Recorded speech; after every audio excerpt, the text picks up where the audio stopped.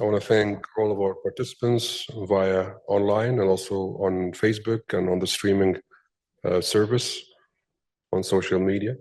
Today's event is presented by the Executive Education Program of GAPP, the School of Global Affairs and Public Policy of AUC.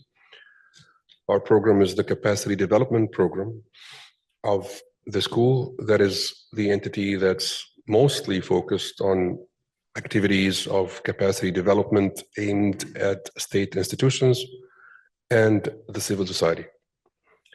And in doing so, we're guided by several parameters, one of which is the areas of focus and expertise within our school through our three academic departments, the Department of Law, the Department of Public Policy, and the Department of Mass Communication.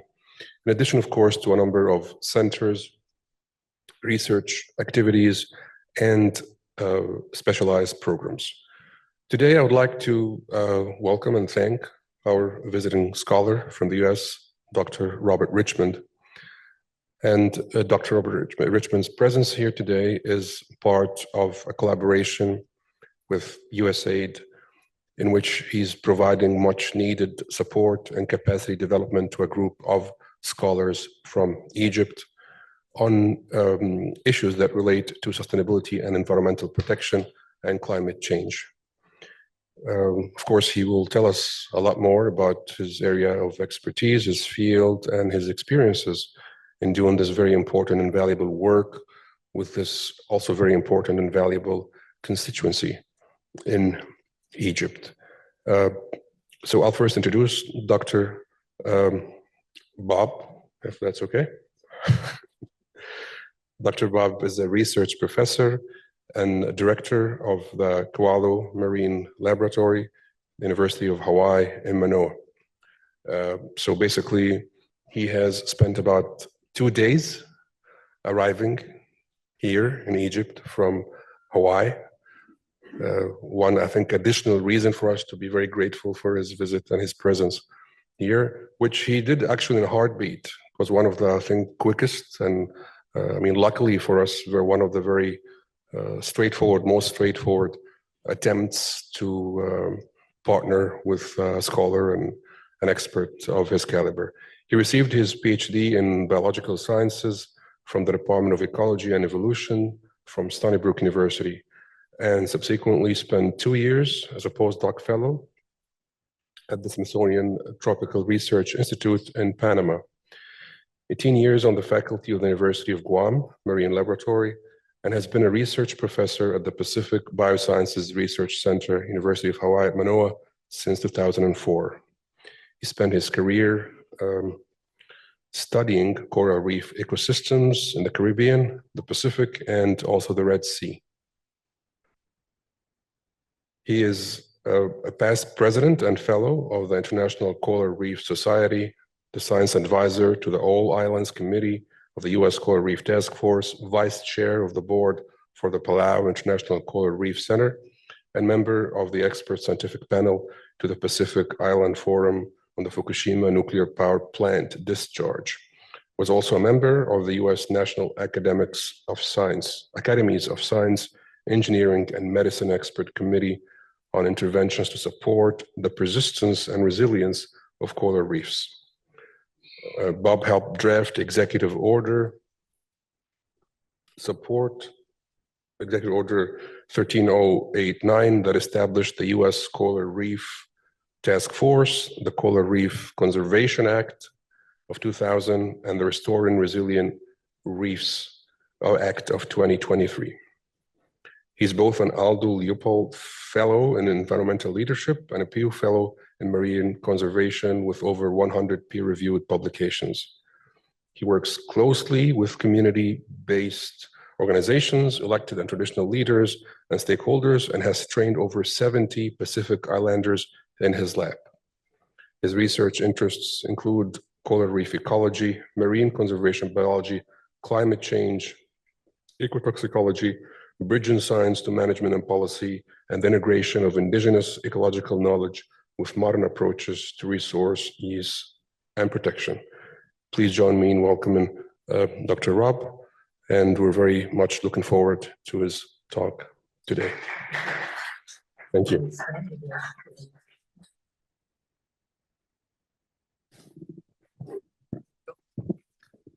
Good evening, everyone. Can you hear me okay? Okay. Thanks so much for the kind invitation. I'd like to thank Dr. Mensa for being my host here. It's been a very interesting experience, my first time in Egypt, and I very much enjoyed the very kind reception I've received, being able to interact with quite a few members of your society on an issue that is very compelling to all of us, and that's climate change. All the things that he just read off sounded impressive to me, but it's not really that much. And so when people ask, who are you? We all define ourselves differently by our profession, by religious affiliation, by any number of things. I prefer to consider myself first and foremost a husband and a father. And so for all of us that have a commonality here, regardless of what our professions are, what our expertise, if you have kids or if you know people who have kids, then what we're going to talk about today is extremely important. I'm a very big fan of working in the Pacific Islands, where all of the decision makers, from the women's groups to the elected officials to the traditional chiefs, always ask me the same question: what will the impact of our decisions today be on our children and grandchildren and generations to come? And that's the framing I'd like to present today's talk, is where we are today, where we're headed, and what we need to do to maybe re-examine where we'll end up as a legacy for the future. I'm originally from New York, even though I've worked in the islands for 45 years. So I have a tendency to speak quickly. If I speak too quickly because I don't speak any Arabic, just go like this and I'll slow down. So the centerpiece of my talk this evening is on climate change. And it's an issue that affects us all. Today, it's here, it's real. And what I'd like to do is talk a little bit about not only what's causing it, but more importantly, what we can do about it. I'm a very solution-oriented person. Even though I have formal training in a lot of the sciences, the reason why I was actually got the invitation from Dr. Mensa was through a group of lawyers and judges.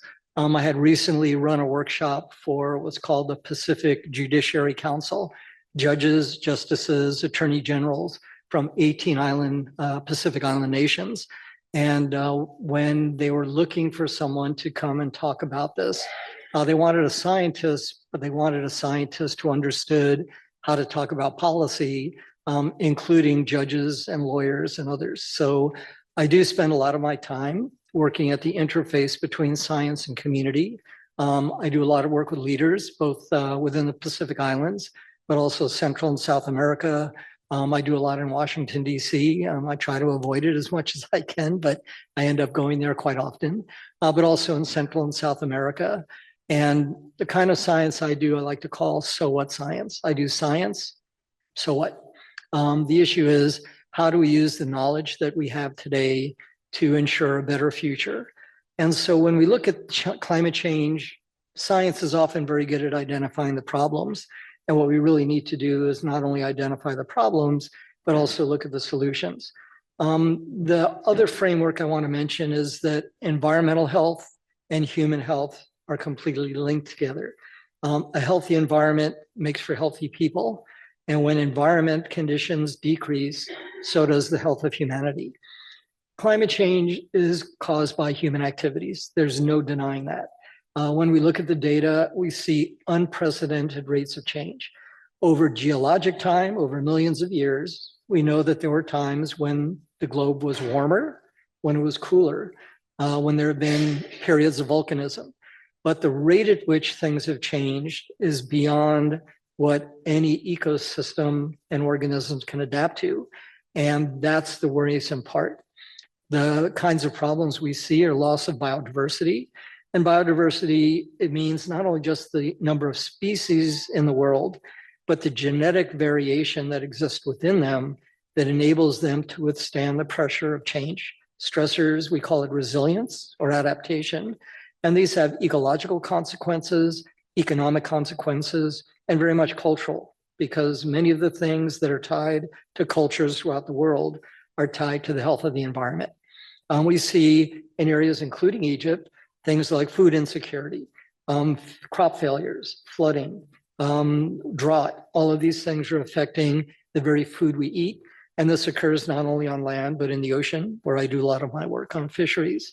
Of course, there are economic costs, but also very heavy social costs that go with it as well. And I'll go into a little bit detail on some of the other areas in which I've worked that can put it into good context. And I think it's important we recognize climate change is truly transboundary, meaning that it doesn't stop at any international or national boundary.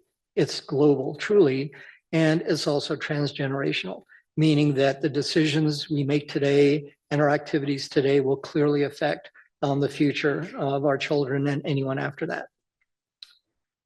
Is that working? Yep. So the major causes, most people are well aware that fossil fuel burning is the major driver. We call them greenhouse gases because they trap heat.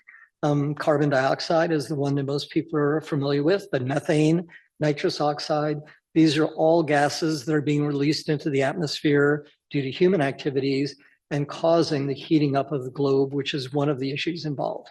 I'll talk a bit about plastics too, and it's not to target any single industry or sector, but to point out that there are many things that we're doing today that affect us at multiple levels. And there are opportunities then to look at each one of these as an opportunity to change the direction in which we're going. The plastic industry alone will account for about 20% of oil consumption by the year 2050. We're at about 13% right now. And we can reverse this through personal decisions before we even have to talk about national and international policy. In addition to what we see happening in the atmosphere, the ocean is a major sink and collector of heat. And so even if we were to change activities today, which we're trying to do, there's a certain amount of inertia that will carry these problems in for decades to come. And the point I want to make now is time is not on our side. Every day that we don't act appropriately is a lost day that we can never get back again. And then finally, it's kind of a downhill spiral that once things begin to show the effects of this heating, including at the North Pole and the South Pole, the Arctic and Antarctic, when we see ice sheets melting and snow disappearing, we change the reflectivity of the planet, meaning instead of light being reflected back without the complications of heating, we begin to see this heating speed up. And so many of the things going on today is kind of a downhill trajectory. Step one is to get things flattened. And then step two is to try to get a positive trajectory back up again. And so, as I mentioned in the beginning, that environmental health and human health are completely connected. I mentioned food security. In the islands in which I work, cultural identity and practices are very closely tied to the health of the environment. And in this case, the coastal environment. If we take a look at the two photographs there, the upper photographs are fishers. Some of the people I worked with when I did my doctoral dissertation in the Marshall Islands. This is Eniwetok Atoll. And Eniwetok Atoll is a very unique island in the world because it was the site of the nuclear testing during the 1950s and 60s. There were over 46 nuclear detonations during that period of time. And I spent 2 years studying how radiation was picked up by the organisms and then transferred to people. So one of the options that people continue to discuss is getting away from fossil fuels and going to nuclear. I'm not against nuclear power, but I am very concerned from the work that I do that there are what we call unintended consequences. The lower photo you see there is a women's group that are doing what's called traditional gleaning of the reef. And the reason why I point this group out in particular is that women in the Pacific Islands have a very important role. And even though the men may hold the title of chief, it's because the women say so. And so it's a very interesting dynamic that keeps society going.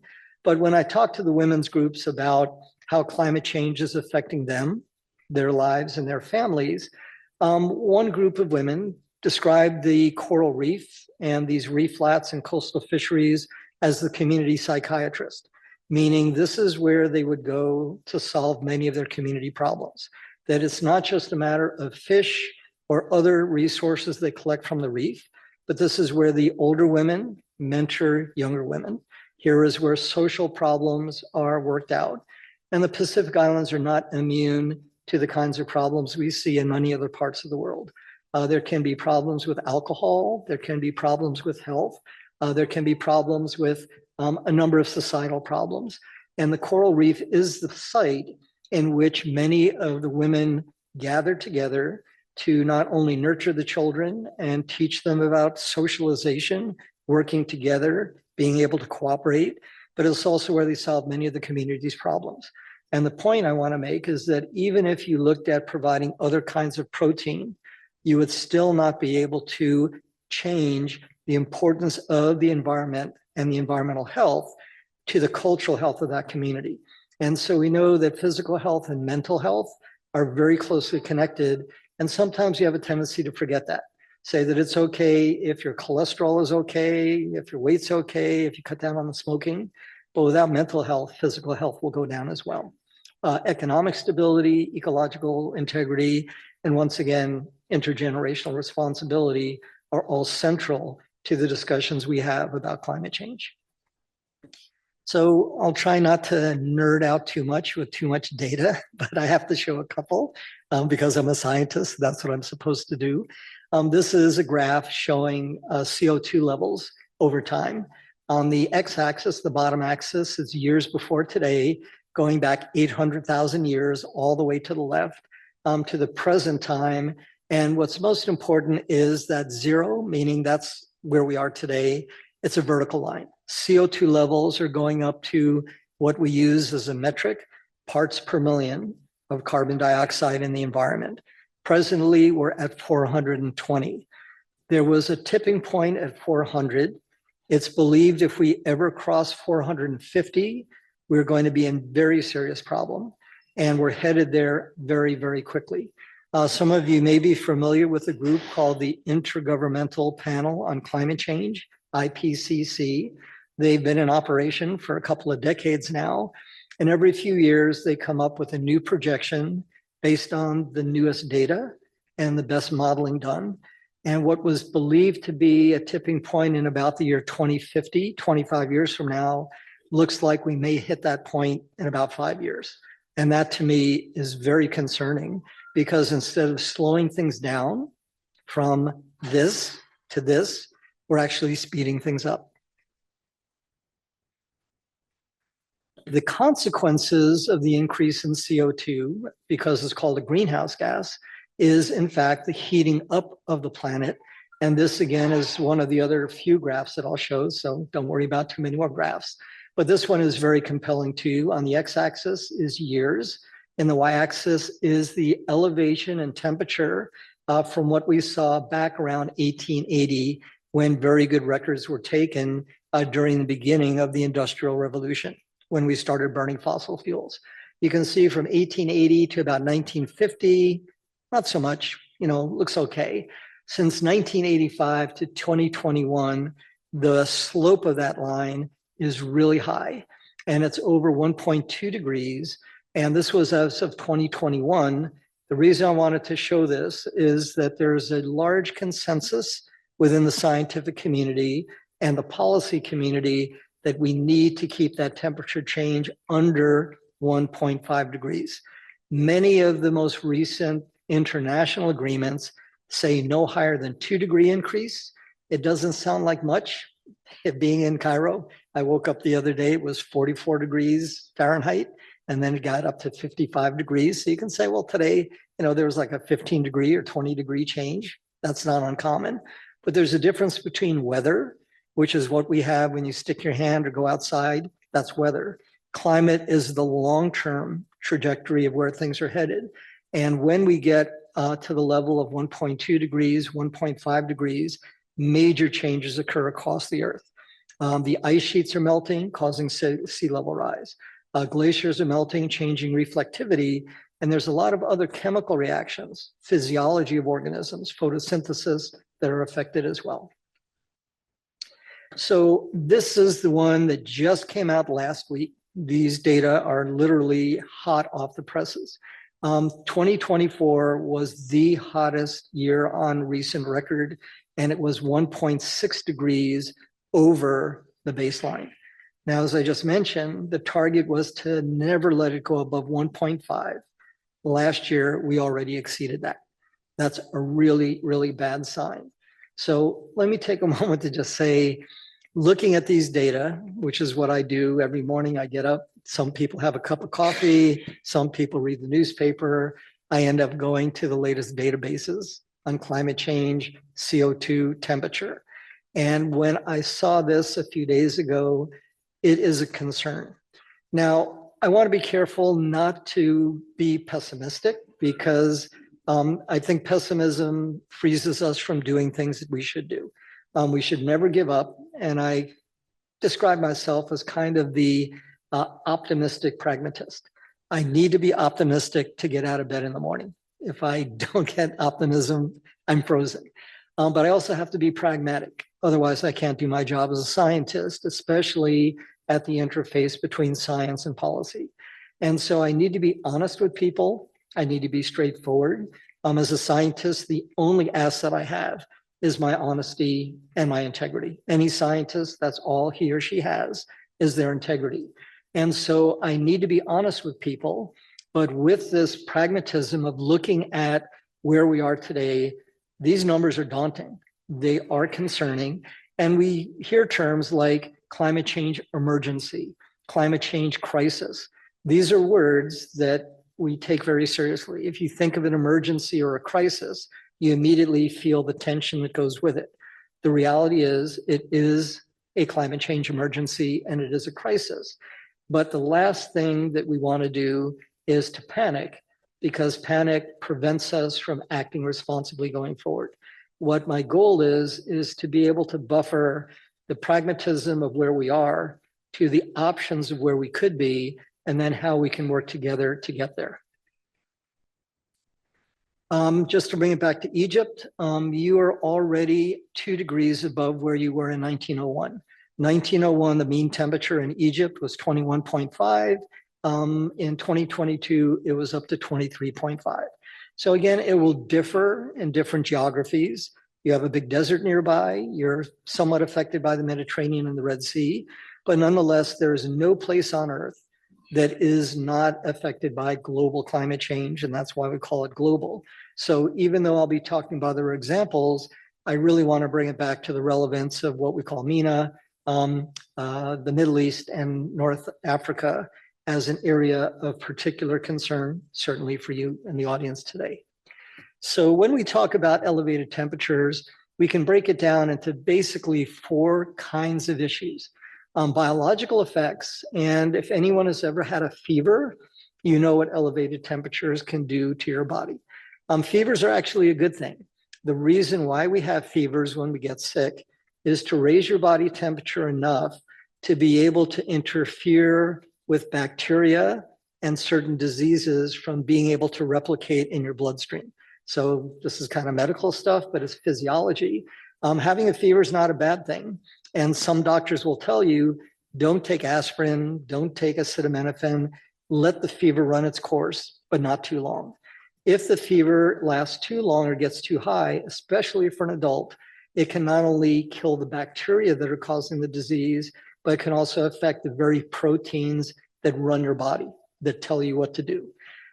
If you've had kids, you know that they are the ultimate vector for every disease known to humankind. They go to school, they get sick, they bring it home. They can get fevers that spike to 105. And as a parent who's had a daughter who did that a few times, it's terrifying, but it's also what the pediatrician says, don't worry about it. 2 hours later, she was out playing again. And so children in particular are very good at being able to use this elevated temperature to knock out bacteria that they're getting by sticking stuff in their mouth, eating dirt, chewing on your dog, you know, all the things that kids like to do. Temperatures are good, but the kind of temperatures we're seeing increasing can cause heat stroke at the physiological level. They can cause real problems with everything we do in our metabolism. And it can also affect what we call the microbiome, Bacteria, actually, there are very good ones. We often think the bad ones, we use hand sanitizer to get off the bacteria, but many of the bacteria are actually really, really good and really important. And we know more and more that the stomach bacteria that we have actually runs a lot of our body, including our thought processes. So bacteria do matter. And when temperatures go up, it can make a big change to the bacteria in our own bodies, but also for the entire world and ecosystems. Chemical effects, as temperature goes up, chemical reactions increase in time, and that can cause serious problems for metabolism, but also ecosystems. Meteorological effects include changes in rainfall, where the rain occurs, and especially storm intensity. In the oceans, when a hurricane or typhoon forms, if the typhoon goes over warm water, it increases in intensity, and you can get wind speeds that can cause massive destruction. If a hurricane with a circular circulation pattern goes over cooler water, it breaks down very quickly.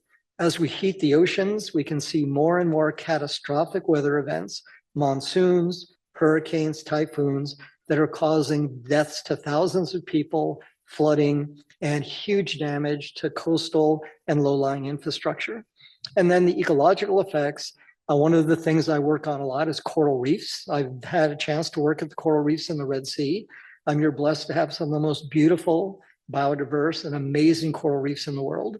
And under the last few coral bleaching events due to elevated temperatures, many of the coral reefs in the southern Red Sea have died completely. Others are kind of hanging in there. More to the north of the Red Sea, they're doing better.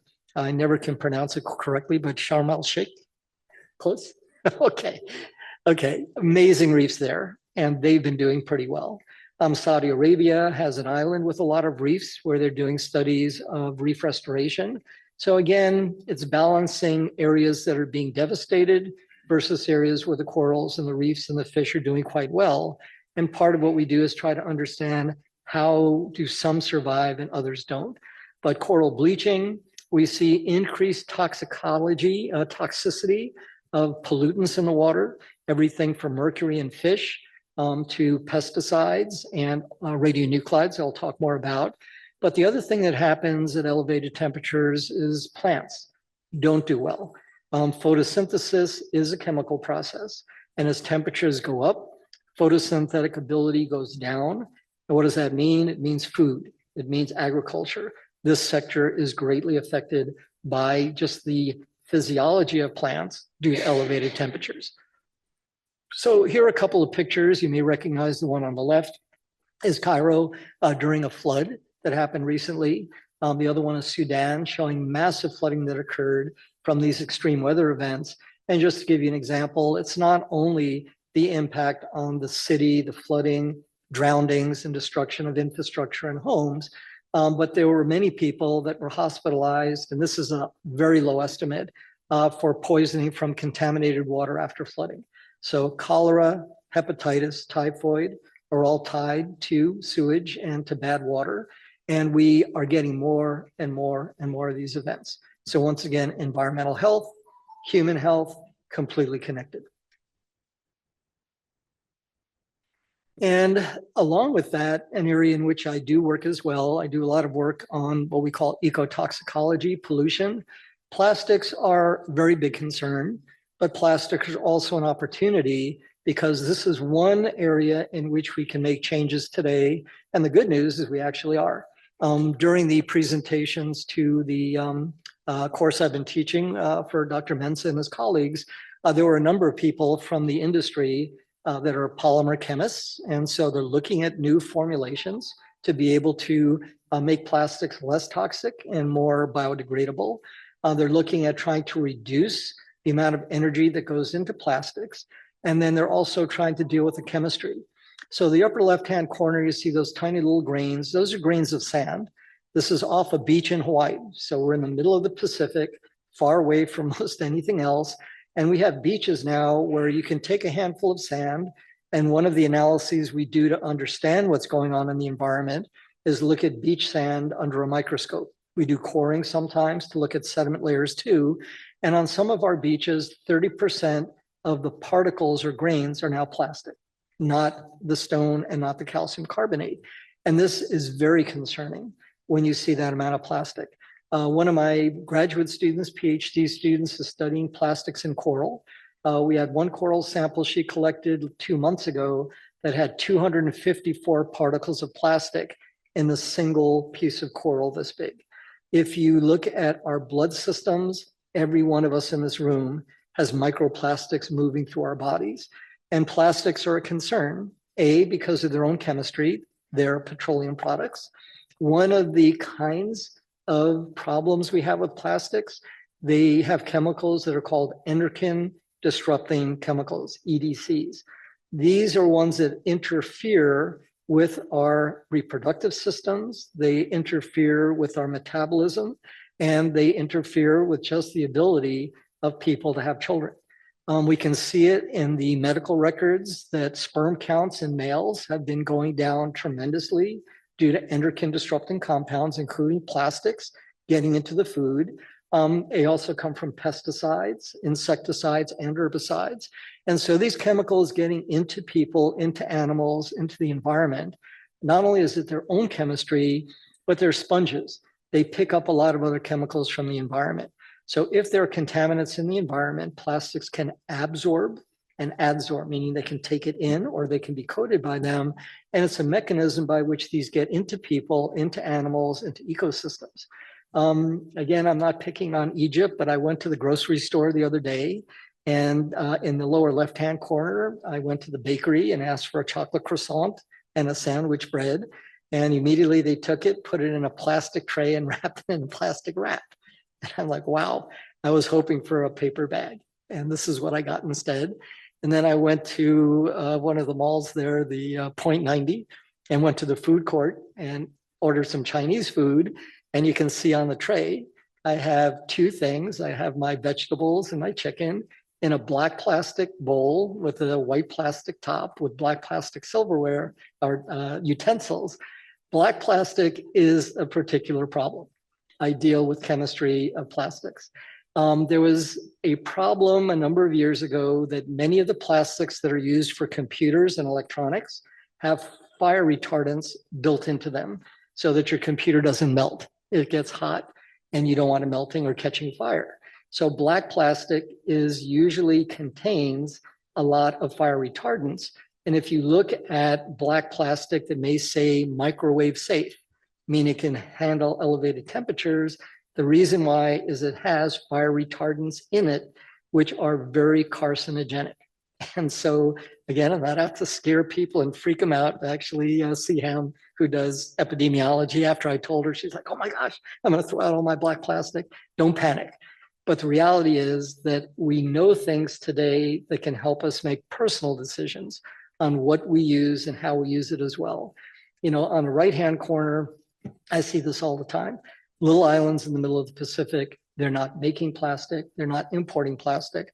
The plastic is covering their beaches. It's choking their turtles. It's getting into the food that they eat.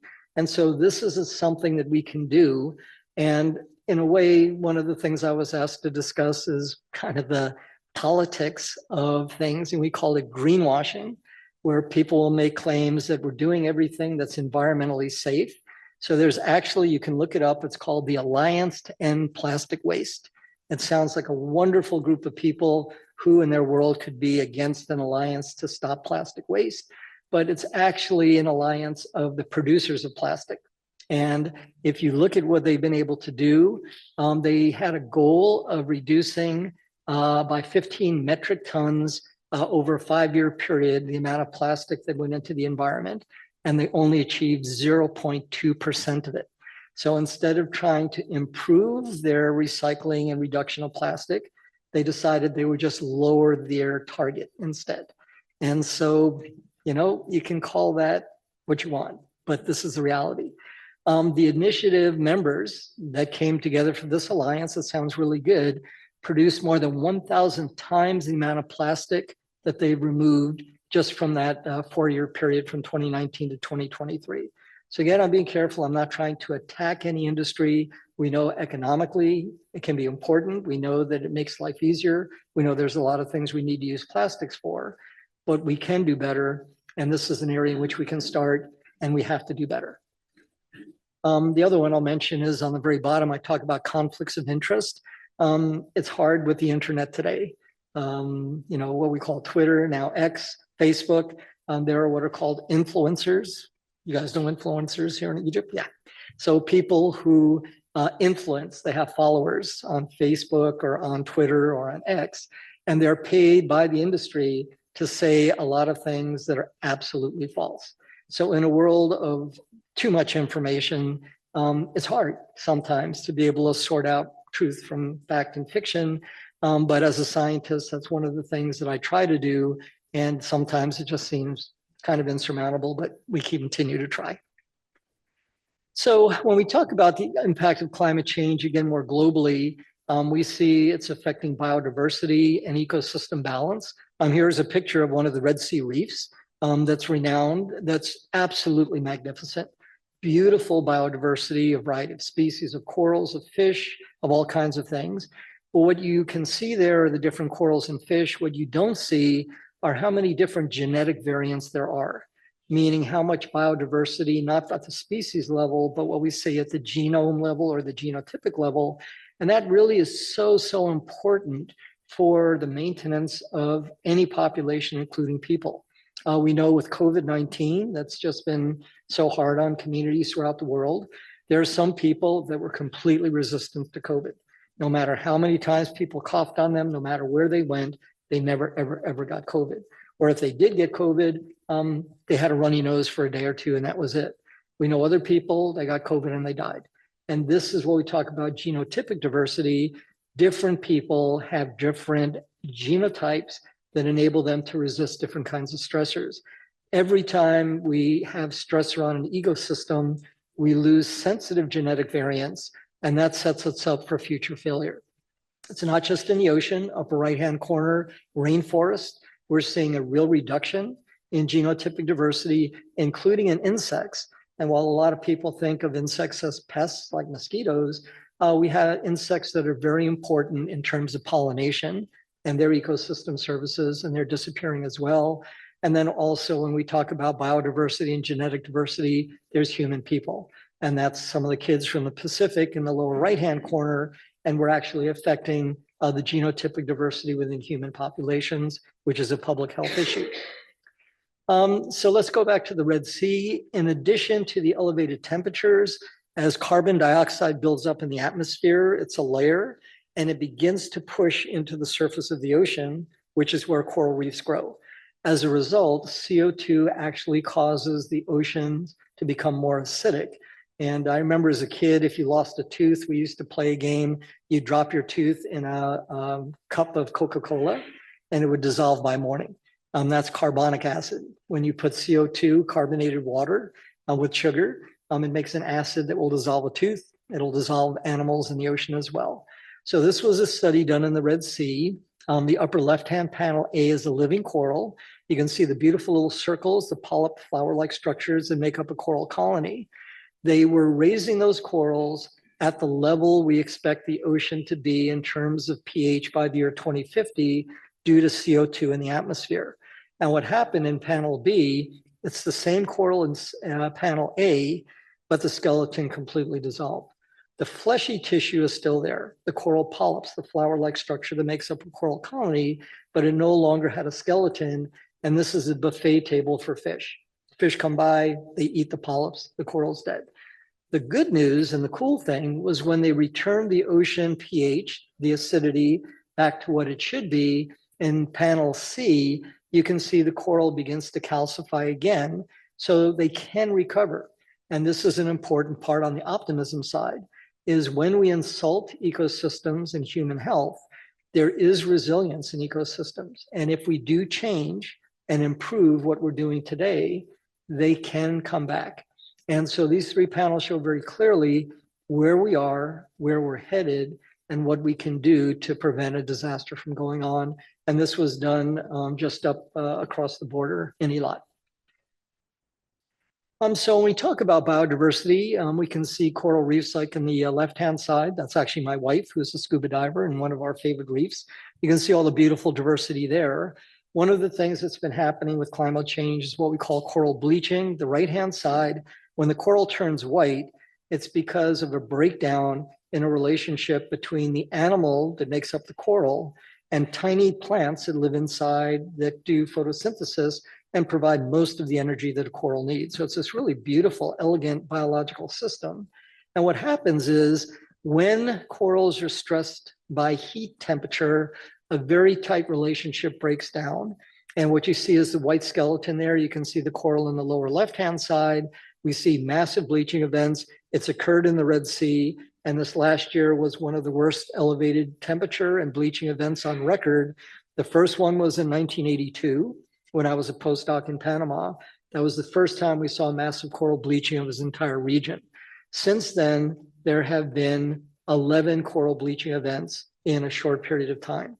We can actually look at the historical record of corals by doing a core and looking at the kinds of oxygen that are in the skeleton for the calcium carbonate. And we can actually get a temperature record going back 1,000 years. We can tell what the temperature was 1,000 years ago within 1/10 of a degree. The last bleaching event before 1982 was 200 years before that. The one before that was 600 years ago. The one before that was 1,200 years before that. So 1,200, 600, 200, and now we have 11 bleaching events within 40 years. That is very concerning. So massive bleaching events, what we call alternate stable states when the coral dies, algae takes over the reef and it will never recover unless we have some kind of intervention. The ocean acidification is dissolving, not just corals, clams, oysters, lobster, crabs, you name it. If it's got a hard skeleton and it's in the ocean, it's having more and more trouble making its very skeleton. And what I call the Irish potato famine of coral reefs, in the 1800s, Ireland has a very harsh environment. Their major crop was potatoes. There was a genetic variant in Ireland that grew really, really well under very low nutrients, very dry soil, and very cold weather. So in Ireland, they only raised that one genetic variant and they got rid of everything else, which was fine for a while until a single disease came in and all of the genetic variation was lost. And that particular genetic variety of potato was susceptible to disease. Everything died, the entire crop. 1 million people starved to death. 1 million people had to emigrate from Ireland. So this was not a potato issue, it was a genetic issue. And this is one of the concerns about climate change, is it's reducing genetic diversity across the board. And when we lose genetic diversity, we lose the very essence of environmental resilience. So here's the area in which I spent the last 45 years. It's a map of the Pacific Islands. The colors that you see there show their exclusive economic zones, so a 200-mile barrier around it. And what we call them are small island, large ocean states. That's 18,000 square kilometers of land, which is, I'm sorry, 1,800 square kilometers of land, which is tiny, but it's over 7,800,000 square kilometers of ocean. So these are tiny specks in a very, very large ocean.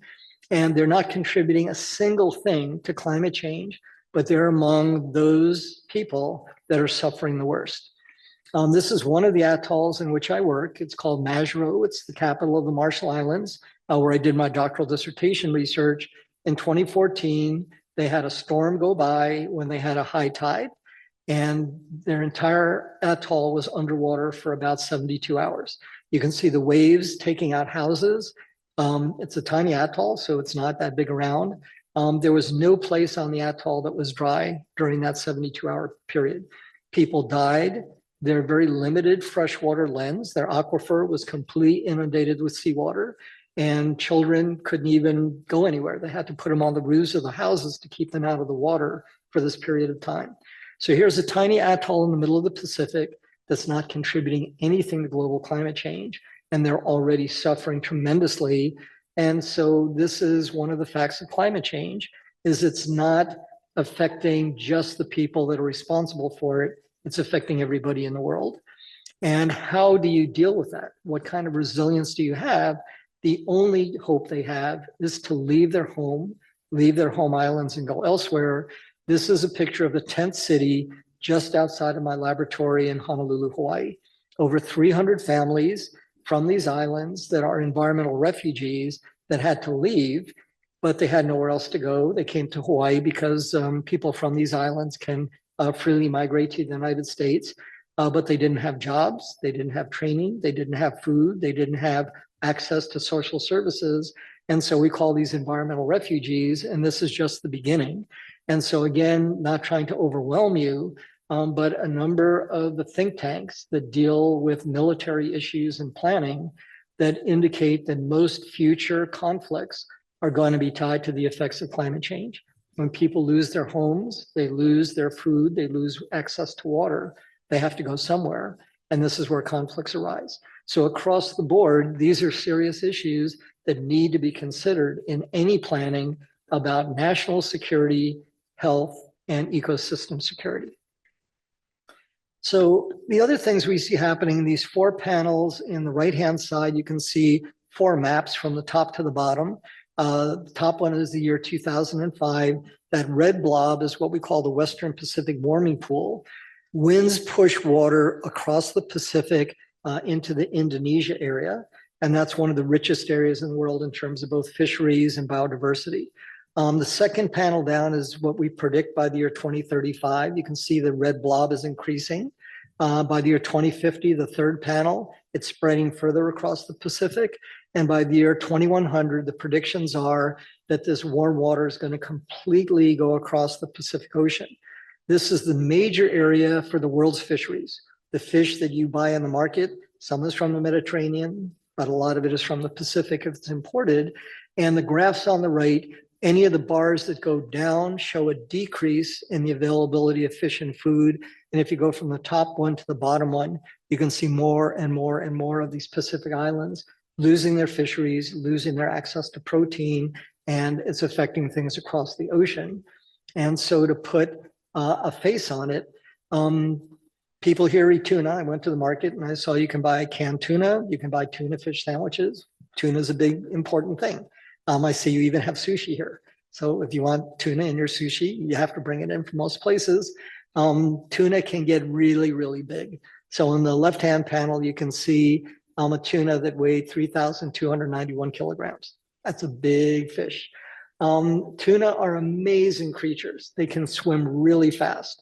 They can swim at 74 kilometers per hour. They can live to be over 40 years old.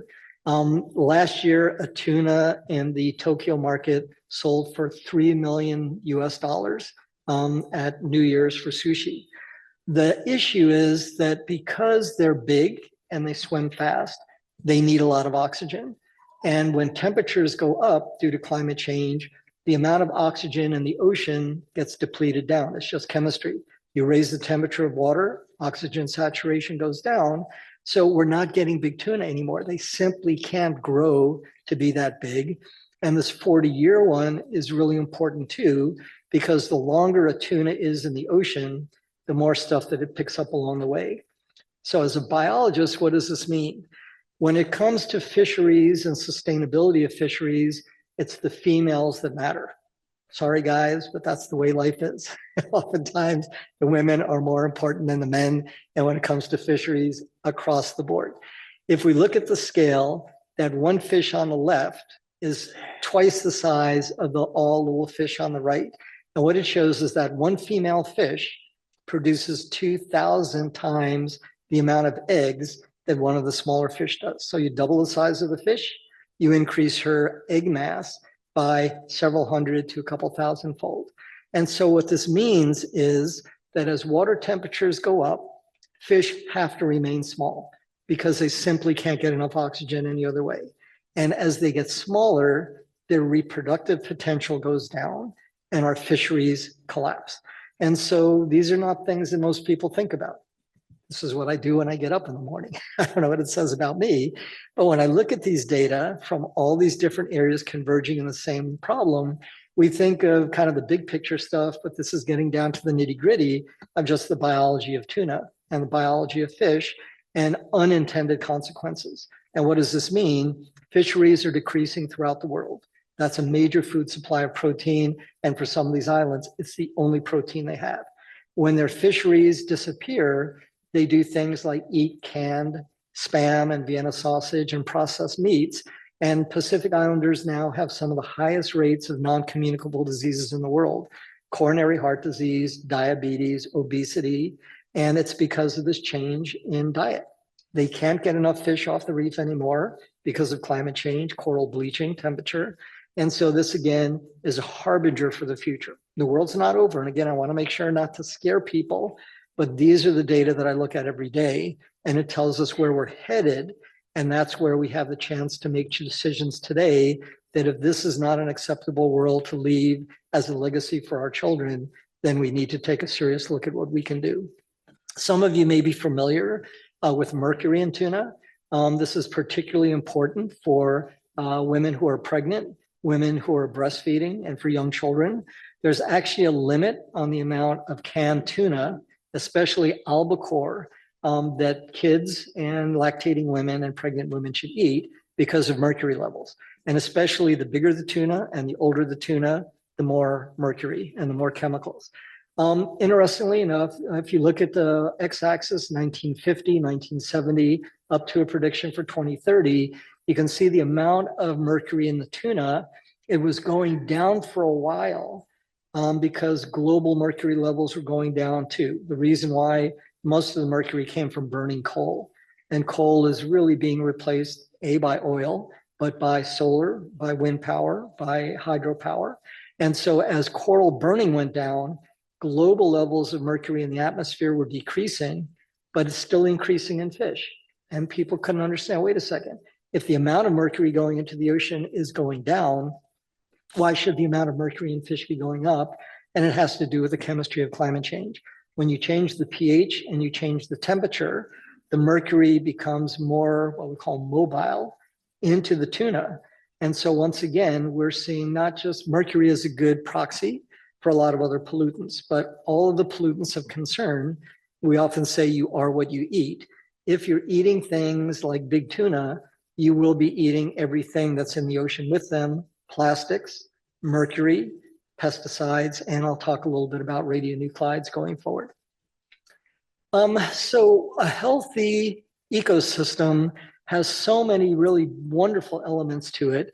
These are two maps. The upper one is showing a part of the northern part of the island system in which I work called Palau. They have these beautiful grouper fish. They get to be up to 300 pounds, and they spawn once a year. They all move into a channel on the reef, and the women, the female fish, set up territories and nests. The males come in, and again, the males don't matter that much. They're smaller. They release the sperm in the water. But when the females spawn and they release the eggs, they fertilize. The first 2 weeks that a fish larva is alive, it's at the mercy of the currents. It just goes wherever the currents are taking them. But when they get to be about 2 weeks old, their spine hardens and they can start to do directional swimming. So how do they know where to go? They do two things. They cue into noise. They can actually hear sound. They have ears. It's called otoliths. And a healthy reef sounds like downtown Cairo at rush hour. You hear everybody honking their horns. A good healthy reef makes a lot of noise. There's crabs, there's shrimps, there's fish, all of these things making a lot of noise. The tiny fish larvae can hear the noise and they can orient towards it and begin to swim back to the reef and back to the island. And the other thing is that they have a really good sense of smell. And it's the chemistry of a healthy reef that also tells them swim this direction. So in the upper photo, what you can see is that red blob is where all of these fish larvae end up. If the reef is killed by bleaching and other stressors, the larvae go out to sea and never ever come back to a reef where they can feed the people.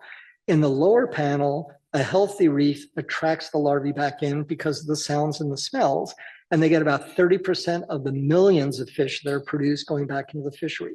So once again, we understand the need for healthy environments keeps these cycles moving that feed human populations. And as we begin to take apart ecosystem services and ecology bit by bit by bit, we begin to spiral downward. And this is just another example. So another part of what global warming is doing is changing ocean circulation patterns. So this is kind of a beautiful poster of what the Earth looks like in terms of the oceans. This is the Pacific. And you can see the little swirls there are showing currents that are moving water up and back and around. And so this is the surface of the ocean. But what's really important is looking at a cross section of the ocean. And in the upper part, what we see happening is water at the two poles, North Pole, South Pole, Arctic and Antarctic. The water gets cold. Cold water is dense. It brings oxygen and a lot of nutrients down to the bottom of the ocean. It moves along the bottom and then it comes up near the equator, bringing oxygen and bringing food to the surface to feed the fishery. As heat picks up and the poles are now warming up, instead of the water sinking, it begins to form layers. And as it becomes layered, instead of circulating, oxygen can get depleted and nutrients can get depleted as well. So when we say global climate change, it truly is global with substantial consequences for ocean life and everybody on the face of the earth that depends on that. So now that I've probably terrified everybody in the room, which is not my intent, let's talk a little bit about options and approaches going forward. Just like anything in life, prevention is the best way going forward than trying to deal with a problem once it occurs. If you can prevent getting sick, that's better. If you can prevent cutting your finger off, then you don't have to worry about getting it put back on again. Many of the things that we try to do through policy is prevention. That's number one. We're already kind of past the prevention, but we can prevent things from getting worse, and we can, in fact, get things to go better.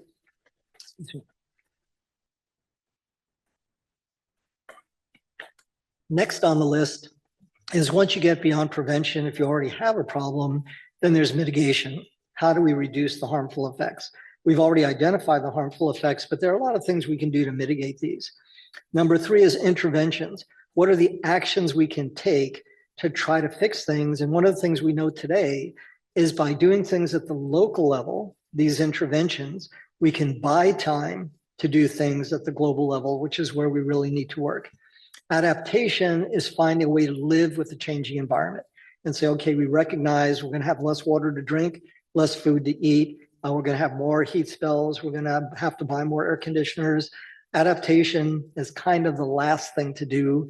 And one of the pieces of advice I always give is the cure shouldn't be worse than the disease. We need to be careful that some of the things we're saying that we're going to do to make things better, we really need to evaluate in the long term. Are they going to make things better or are they going to make things worse?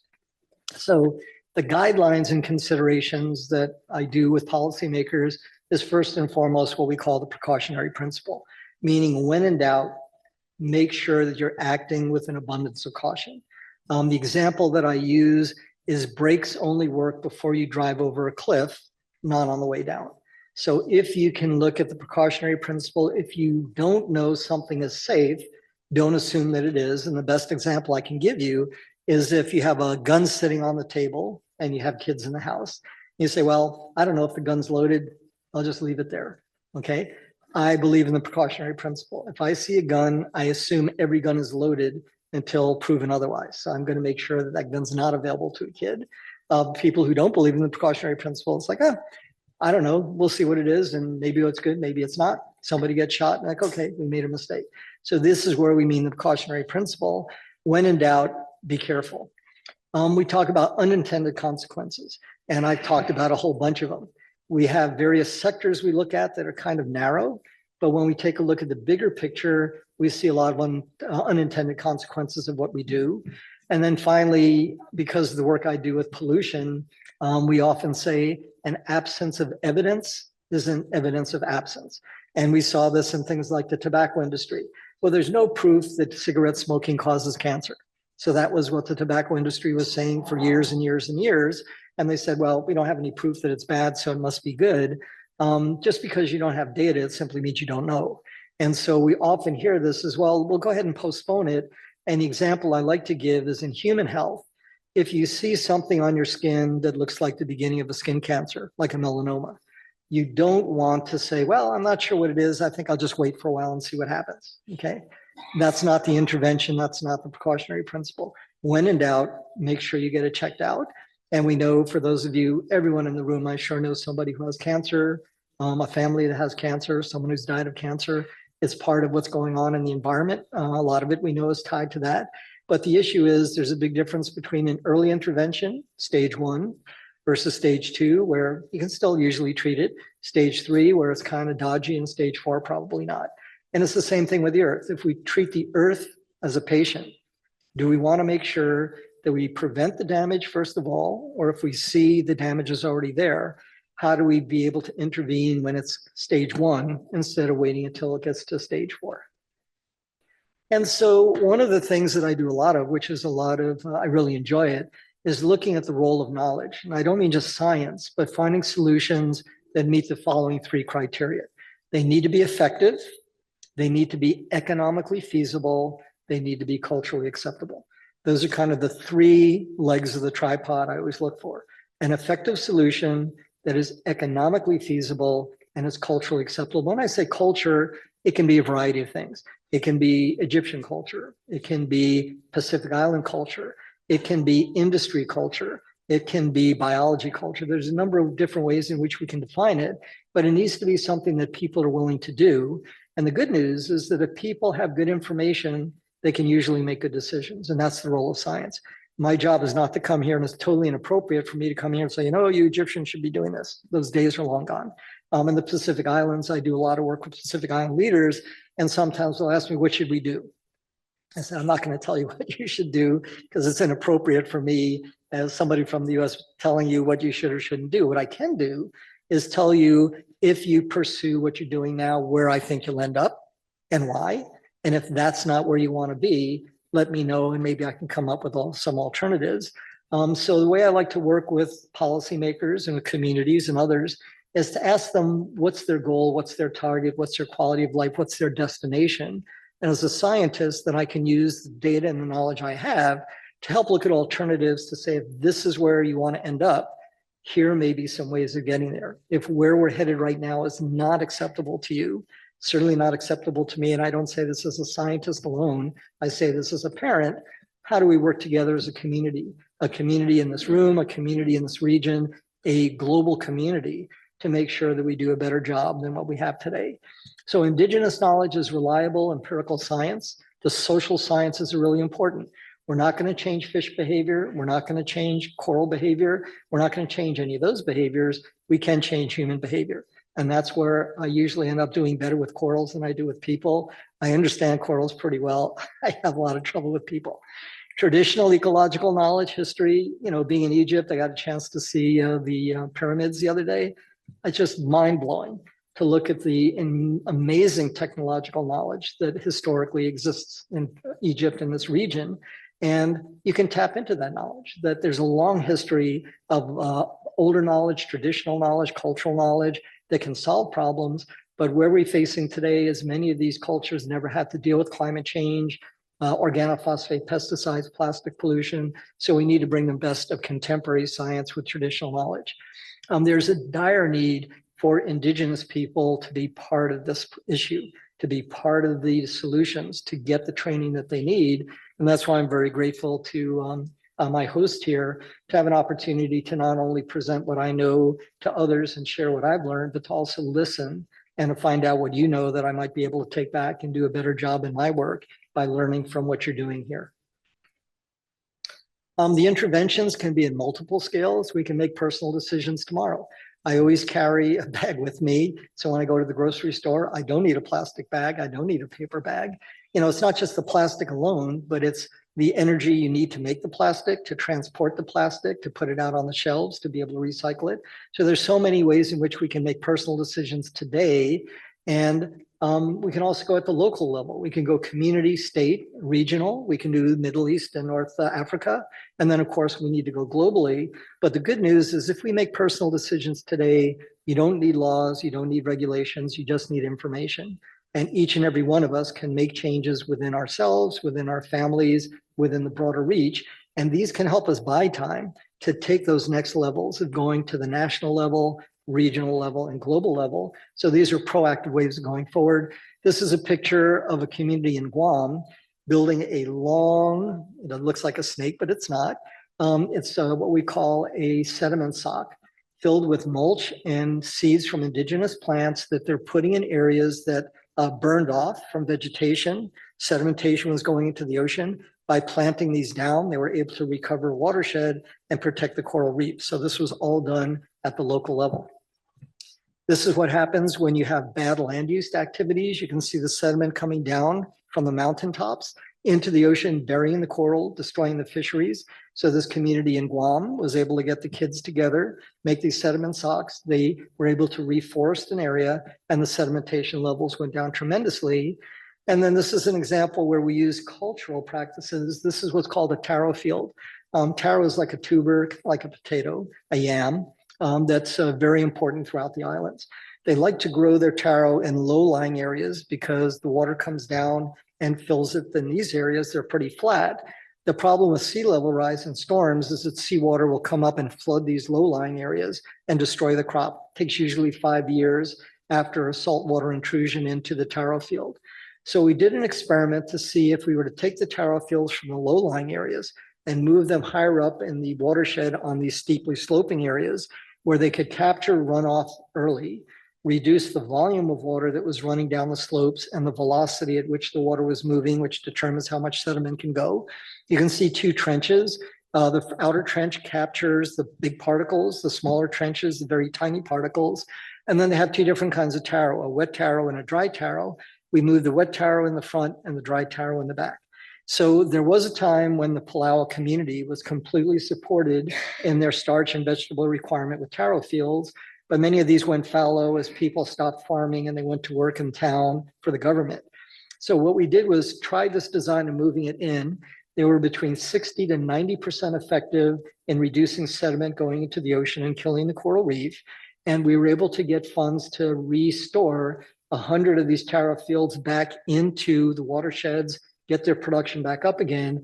And this was right before COVID hit. So this was so important for these communities because they depended on rice. They had about 2 weeks supply. And as ships were not able to come in because of COVID, they had plenty of crops to be able to feed most of their people. So this to me is like the sweet spot, effective to protecting areas, especially with global climate change and bigger storms, being able to do climate change adaptation by moving them from low-lying areas that are getting flooded with sea level rise into the upper area, food security. So there's the cultural part, and it was actually a moneymaker for them. Now they had an economy and food security to go with it. So these are the kind of solutions we look for. And again, this is not going to take things at the global level, but certainly at the local level, it was working quite nicely. Another example is an invasive water hyacinth that's been taking over large areas of Africa. It's taking over their waterways. It's flooding their lakes and their streams and rivers. It's choking the fish and preventing them from being able to go boating. It was actually a graduate student who saw this problem, and he worked with several other people from different disciplines. They were able to make what they call a bioplastic out of the water hyacinth. So they took a problem of this overgrowth of a very invasive species that was destroying their fisheries, their environment, or their boating, and turning it into an asset. So it went from the liability to the asset category. And what's cool about this bioplastic, it can be used for packaging. It can be used for a lot of things. It is intact for about 2 to 3 months. They can put seedlings in it, put these in the ground. They hold the water so they don't have to water things as much. And at the end of 2 to 3 months, the plastic dissolves and the plants are able to get a hold. So once again, it's a great example of using local adaptation to work. Law is where a lot of these things are headed today. And so one of the things that I got out of this program I did with lawyers and judges and justices I was mentioning is the emerging principles of international environmental law. You can read down the list, but it's stewardship, sustainability, protection of biological diversity, intergenerational equity, equitable utilization, so many of the things we hope for in societies. And that's really where a lot of the stuff is playing out today. This is just, you don't have to look at any of these, but these are lawsuits going on around the world against governments. Access to information, energy and power, environmental crimes, environmental permitting, greenhouse gas emissions, human rights. There were 160 cases brought against governments on human rights violations due to climate change. Failure to adapt, a number of other ones as well, and there's suits against corporations and individuals. Unfortunately, that may be the only solution in the short term is litigation. And we're seeing more and more times that climate change is now showing up in the courts of law, and people need to be able to understand how we're going to be able to deal with these things as well. I'll end by saying that, there are a number of solutions out there. One of the solutions that's being promoted, and I know it's being promoted here in Egypt, like other parts of the world, is, well, we'll just shift to nuclear power. We'll move off of oil, and we know that that's important to do. This is an area called Fukushima in Japan. Some of you may be familiar with it. In 2011, a tsunami wave, 15 meters high, came in and hit their nuclear power plant and destroyed it. 3 of the nuclear reactors are now in meltdown, and they have 1,000 of these tanks filled with radioactively contaminated water. They have now started releasing it into the ocean. They have a treatment system called advanced liquid processing, but they've just done their 8th or 9th release of radioactively contaminated water into the ocean. And this is truly a global issue, and this is truly an intergenerational one. I'm not saying that I'm anti-nuclear, but what I am warning people about is unintended consequences. Don't change one undesirable byproduct for another. And as people are pushing nuclear, there's something to be said for it. But without the proper controls, and if the industry decides that when they make an error, and this never ever should have happened if they followed the safety protocols they were supposed to do, but they decided to save money. And the result is now radionuclides are being dumped into the ocean. And I mentioned before, if people don't like mercury in their fish, I don't think they're going to like radionuclides. We know that exposure to ionizing radiation does cause a number of problems for human cells. Cancer is one of them. The epidemiology of cancer is very difficult, but there's no question. Our models are showing us in about 7 to 12 years, it's going to start showing up in fisheries. And that's a concern that we have. So just be aware of it. And the way in which it works, this is just showing on the left side, tritium and carbon-14 are 2 of the radionuclides that can't be removed by their filtration system. Tritium has a half-life of 12.3 years, carbon-14, 5,730 years. That's a long half-life. Gets into phytoplankton, gets into zooplankton, gets into bottom sediments. On the right side, you can see things like sea cucumbers that live in the sediment. It gets picked up in the sediment, gets picked up in fish, ends up back in people. So these are things we want to avoid. And again, I'm not anti-nuclear, but these are questions that communities should be asking. Are there going to be the proper protections in place? So in the policy analyses, it's just like human medicine. First, you diagnose a problem, then you design a solution, then you evaluate whether it's working. And this is where government comes in at policy level. We look at markets, we look at economics, what these guys do. And so it really is important to look at the economy holistically and try to find those opportunities where it's economically feasible to address solutions that are designed to be effective, but to do so in a way that makes sustainability of the economy go in as well. I'll finish by saying there's a lot of really good references out there. One of the ones called Merchants of Doubt deals with the misinformation that's out there. And there's an entire industry we call manufactured uncertainty, where scientists are hired not to clarify, but to obfuscate and confuse. And so if you don't have good information, you can't make good decisions. It's a fascinating book written by psychologists about how do you deal with sorting out good information from bad. Science as a Contact Sport was written by one of the first scientists to really figure out what was going on in climate change and all the attacks that that individual got from industry, but also from colleagues. And it's kind of a history of how we got to where we are today, and sometimes where science has failed as well as succeeded. And Saving Us is a very upbeat book about ways in which communities can be empowered to make good decisions going forward. And then finally, there's the reality. If we look at climate change on the left and an Egyptian cobra on the right, if I were to say there's a cobra in this room, everybody's going to be worried. If I say climate change is occurring, well, that's kind of in the future. And that's just human nature. So how do we get beyond there's a cobra in the room versus climate change? Climate change is real. If you look at the things, and you can say, well, statistically speaking, there's 25 people in the room, so there's only 1 in 25% chance you'd be bit. So you'd say, okay, that's not bad. But 100% of you are going to be affected by climate change. But that's not the way our brains work. We're thinking cobra, okay? That's all we're going to be thinking about. And so this is part of what we call the psychology of climate change.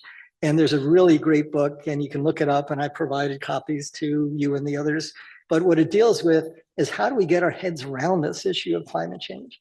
What I've told you is pretty daunting. And I get up every morning and I have to try to, again, be the pragmatic optimist. I have to be optimistic. And if I didn't think we could make the changes, I would have changed careers long ago. but I do believe we can make a difference. I have faith in humanity. I have faith in people. And that's why I flew for 2 days to get here, is any opportunity to share what I know in hopefully a constructive fashion to empower people to make the kinds of decisions we need to make as a society is an opportunity that I'm going to jump at. And just seeing you here this evening makes me feel wonderful to say it was worth flying all the way over here just for this. If maybe a couple of you think about the future and ways in which you can contribute and we can work together and you can tell me the solutions you found, I'd be very happy. But what I love about this one guide about the psychology of climate change, and you can get the free PDF online. It's called the Center for Research on Environmental Decisions, and Dr. Mensah will have all these slides. It really deals with how do you talk to people about climate change? How do you take people who may not believe in it or don't want to believe in it or have different views to realize that this is something we all can fix, but only if we work together as communities that have good information. And when you look at it, it's communicating urgency without instilling panic. It's treating the disease, not just the symptoms. We can adapt, but wouldn't it be better if we just dealt with the problem so our kids don't have to clean up the mess that we've created? And I'll end by saying that the worst action is inaction. So thanks so much for your time. I'm around for questions. And back to you.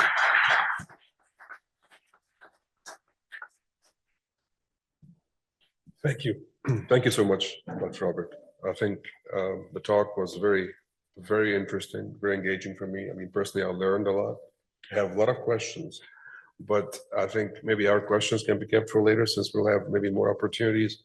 What I want to say is that what was really, stood out for me the most was that you presented a lot of personal reflections, but also mixed it with the professional experience and the scientific knowledge and the challenges that we face today. So I think we have an intimate setting that would allow us hopefully to have an interesting discussion. We will have about 30 minutes for the Q&A, so I will ask the attendees to kindly share their questions. Please, in doing so, present yourselves, names and your background and your occupation, and of course your question in the span, I'd say, of please within a minute. And the floor is all yours. We have our friends here, our colleagues, Lubna and Ahmed, to have the microphone. So who would like to start first? I think maybe we can start with a number of questions, maybe 2 or 3 questions, and then keep going. All right, please. Okay. My name is Ali Aouni. I'm with the School of Business. I run a Center for Philanthropy, Civic Engagement, and Responsible Business. At any rate, when you talk about biodiversity, many of it is actually induced by the way we do agriculture. Mass production of agriculture relies on mono, not polyculture. And then we substitute, polyculture is more resilient by design, and then we substitute by putting pesticides and etc. So that's actually a human-induced thing. It has nothing to do with climate change. Now, the other thing which is interesting is carbon trading. The assumption of a carbon trading is that somebody's going to plant trees and I'm going to take his offset to pollute, basically. Now, the interesting thing, you've talked about it, is the photosynthetic. This is how nature sequesters CO2. Now, when the temperature is higher, actually it is proven, and especially in the last year, that the amount of CO2 that is sequestered is not enough. So it's not just the issue of offset, that it takes time until the trees grows and they start offsetting. Actually, the whole dynamics is different because of global warming. Yet we insist on using it as if it's a given. I have 2 comments, and then I'm gonna. The first comment is about the politics. You talked about greenwashing. When we talk about politics, for me, it's really having COP conferences twice in a row in a major oil-producing country. And in most of them, you had enough of audacity of the guy in charge to come up and tell you fossil fuel has nothing to do with global warming. Come on. And then we're having Trump again. I mean, the first thing Trump is going to do probably is going to again withdraw from the Paris Accord. Again. Now, the fires in California, you get Elon Musk saying this is inefficiency in the government. No, sir. I mean, California is the best suited to sort of fight this. It's actually, this is a disaster. So what I'm trying to insinuate here, when we talk about politics, is that when you look at major countries in the world, including the US, including even, by the way, Europe, Germany now produces electricity out of CO2, out of coal, because of the Ukraine issue, because of the Russian gas that's not reaching them. So they pollute, they go to the COP, and then they sort of do whatever, and then life goes on. Life goes on. And I think it's going to get even worse. I talk to lots of people, and then they tell me that, hey, in the next 10 to 15 years, you're going to have more of the, I don't want to say tyranny, but it's tyranny of the private sector, more opportunism, and it's going to affect us all. So I just want to get your opinion.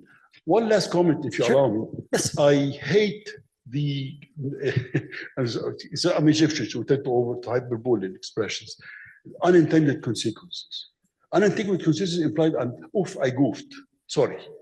It's not really unintended consequence. You know what's going to happen. This is really a good case of tragedy of the commons.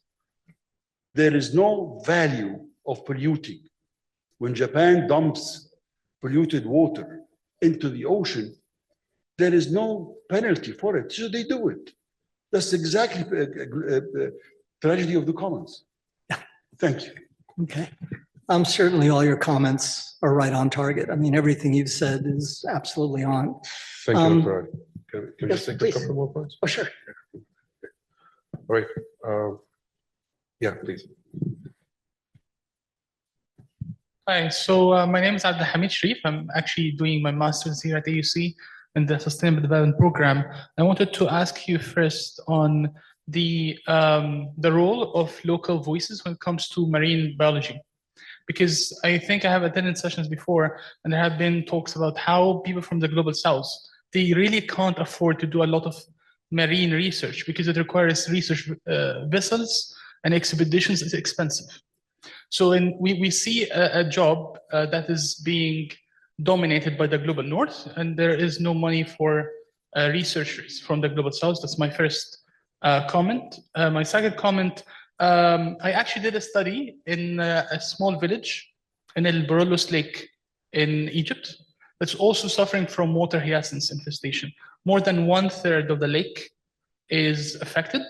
And when it comes to climate change, because of the industrial and agricultural effluent and pollutants, there is a eutrophication of the lake. And what happens is the fast growth of water hyacinths leads to a lot of the debris being decomposed. And this comes at a time, especially in summer, because of the heat, the rate of decomposition increases. So actually the lake is suffering from a multiple stressor effect. Climate change from one side, the heat wave is accelerating the decomposition, and the debris is coming from the eutrophication because of the pollution. So in this case, we actually pitched the idea of trying to valorize the biomass, but this requires a lot of funding, and the local community wouldn't have such funds.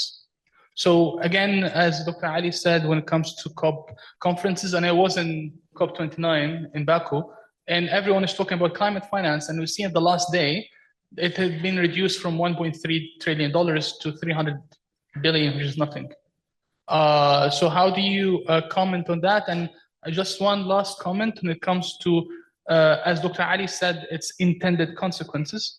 We see at the north coast in Egypt, all the developments, the real estate developments, the touristy developments, the resort towns, they are being built on lands that used to be hatching grounds for turtles. And this is actually has an economic value because turtles prey on jellyfish.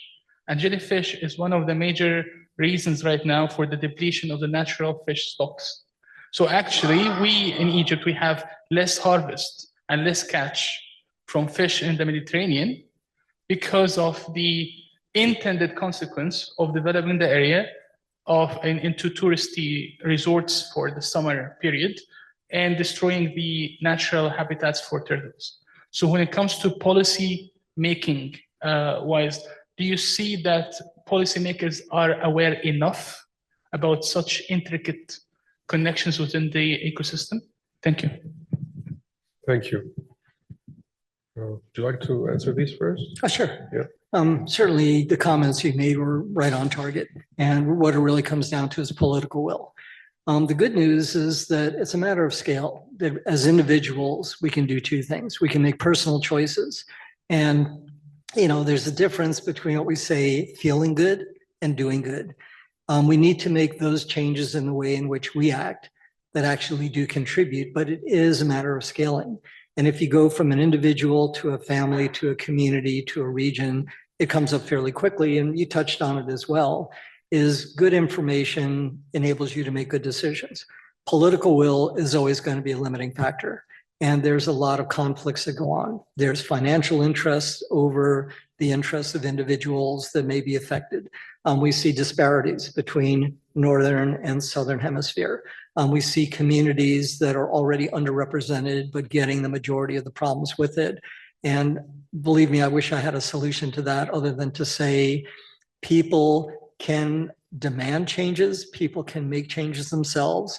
And where I do have the optimism is that we're learning more and more about what we need to do. The challenge is how do we go from knowing what we need to do to actually the implementation. Opportunities like this to share information. You know, I don't know that much about the Egyptian community, but I do know about Pacific Island communities. And a lot of it is empowering indigenous people to have the knowledge they need to make their own choices going forward. Again, I'm very respectful to never tell an island leader, Egyptian leader, even a leader in DC, well, not so much there. But the reality is that people need to get good information. That's my job, to be able to present it in a format, but also to go to the communities. And that's why I'm very grateful for opportunities like this more broadly, that you can empower communities through numbers to make these kinds of changes, to demand the political will. Sometimes it takes longer than we want. You know, the COP meetings have been interesting in terms of presenting information, but there's no enforcement mechanism. You know, it's one to have a treaty or an agreement or an accord, but that's different than a law. And that's why I put in that one slide. What is interesting is many of these things are going to court now. Oil companies are being sued. Governments are being sued. There's a really interesting one going on in the courts that I've been following, where natural resources are now being given human rights. There's a river in New Zealand that was given the rights to flow cleanly and completely, and it's from the indigenous community there of Maoris that it held up in court. So the developers that were impinging on the quality of that river are now being sued and have to stop doing things they're doing as well. You know, you spoke about the technologies of not having research vessels and stuff. I actually do a lot of work with industry in trying to see things we can do. And we've been able to develop a set of sensors for doing plastics and looking at water pollution and looking at fisheries that you can deploy from a kayak. Because many of the islands in which I work, they have sailing canoes. They're really good sailors, but they don't have a research vessel. But we were able to work with a company that we funded through a grant, and then they were able to use us as kind of a test for it as well. But now we have students from the islands taking their sailing canoes out and getting oceanographic data that will match any research vessel from Scripps Institution or Woods Hole. A lot of my personal teaching has been trying to serve indigenous communities of Pacific Islanders, and I'm up to over 70 now that I've trained that are now in positions like the Minister for the Environment and Fisheries in Palau is my past graduate student. In charge of one of the largest MPAs in the Pacific is my past graduate student. The head of the Sustainability Center in Guam is one of my past graduate students. And the reality is they can do things I never could. I'm not a Pacific Islander, but they are. And I'm in a position to help them train and get the experience they need and to replace the expatriates that were taking those positions and fill it with someone that's indigenous. So in answer to your question, globally, the politics are way beyond anything that I can affect other than by sharing information. but by empowering communities to make informed decisions. My view is that the most dangerous thing against most politicians is an informed electorate. And so if people know what their quality of life should be, it's not trying to be a political activist, but it's trying to be able to empower rather than just pretend that it's not there. And according to your questions too, knowledge is power, and it's a way of being ensured that tools and data are available to communities to make these kinds of informed decisions. And once again, the good news is I think there still is a degree of corporate responsibility that you can reach out to people, the NGO community, and I agree with you completely. I'm very disturbed about where the United States is headed in terms of climate change policy. It's just reality. It's not a shock to anybody. But the government still can't prevent people from making good decisions. I put solar power on my house. I have an electric hybrid car that I completely drive because of my solar panels. That was my decision. There's nothing the government can do to prevent me from those as well. There are financial incentives that the government can do. There's creative financing, but I think industry and political will are being advanced. And the best way to do that is through education and opportunities for discussion like that, and working together, just trying to help each other and empower each other. And most of all, never to give up, to keep doing the good fight. The good news about being at a university is I'm around young, active, very sharp and very dedicated people that I know will take whatever I can give them and probably do better than I ever could. So that's another reason for optimism. Thank you. Please, more questions. If any participants would like to also ask in Arabic, they can, and we will translate the questions also to Robert. Or in English. French, maybe? Spanish, I could do Spanish. Yeah, sure. If there are no other questions, then you can go ahead. Yeah. Yeah. I want to ask if there are here now at UC, and you yourself coming from a research an education institute back in the US, are there opportunities for collaboration, education collaboration on research projects and also on policy? Because you talked about in your projects how students are actually in their local communities being able to exact change, to create change. So there are, as you're saying, fast impact coming from empowering local researchers. So if we're going to replicate that in the global south, so how do you see universities in the global north who are more affluent, have more funding, able to do this? With the caveat that, especially with US universities, they have an issue being funded by the federal state. So they are having limitations on the beneficiaries of grants. So how do you see the role of universities in the global north, empowering their counterparts and their peers in the global south? Thank you. A great question, and that's the reason I'm here. When the kind opportunity was offered, and as Dr. Mensah said, it was a pretty quick turnaround time. I think it was about a week. And so again, it was one of those things, exactly what you're saying. If there's any hope that I could come and open up a dialogue, and we've already discussed that, maybe the next step would be a joint project.